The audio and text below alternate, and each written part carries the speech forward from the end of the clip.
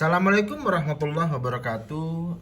Semoga kita semua sehat walaupun kita mungkin berada di tempat yang berbeda, teman-teman semuanya. Nah, kali ini saya akan memulai seri tentang satu mata kuliah sebenarnya, yaitu arbitrase dan alternatif penyelesaian sengketa.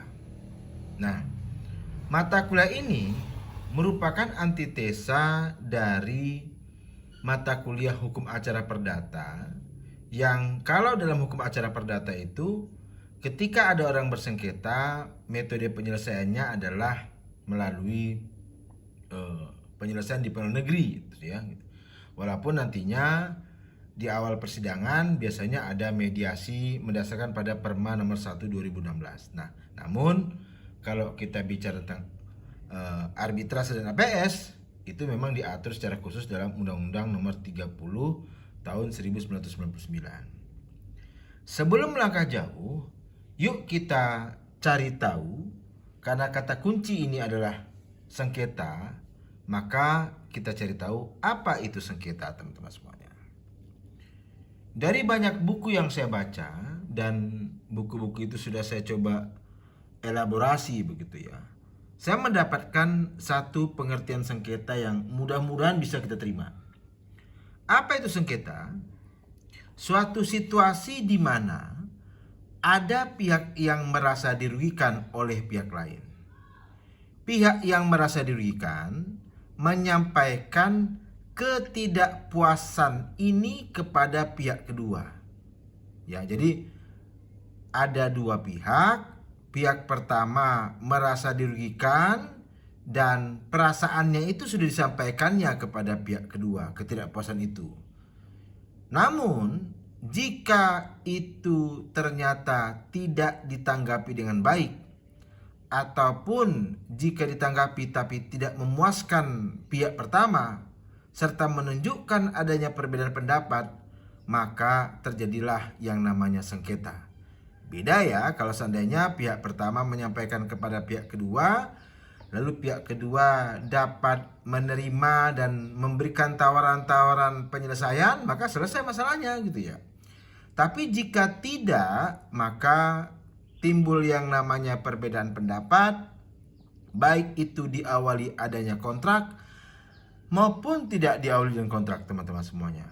Mungkin teman-teman masih ingat ya, dalam kajian hukum perikatan itu, yang namanya perikatan itu kan bersumber dari dua hal. Satu namanya bersumber dari perjanjian, dua yang namanya bersumber dari undang-undang. Nah, kalau ada sengketa di antara para pihak itu, yang satunya bersumber dari ketidakmampuan atau ketidakmauan pihak satu untuk memenuhi isi perjanjian dan timbul sengketa, maka ujungnya adalah wan prestasi.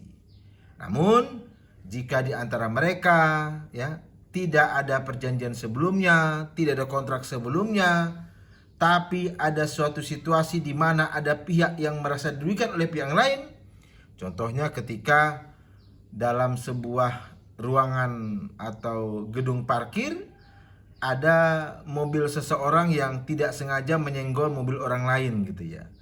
Nah, walaupun di antara mereka tidak ada perjanjian, tapi karena ada perbuatan yang menimbulkan kerugian bagi yang mobilnya disenggol itu, teman semuanya, maka timbullah kewajiban bagi yang menyenggol untuk mengganti kerugian dari mobil yang disenggol. Nah, ini lebih tepatnya sebenarnya kita baca pasal 1365 KUH Perdata, yaitu kalau dia jadi perkara, kita kenal juga dengan istilah namanya perbuatan melawan hukum, teman-teman semuanya. Nah, ini sebagai awalan ya teman-teman semuanya, untuk kita lebih mengenal apa itu sengketa.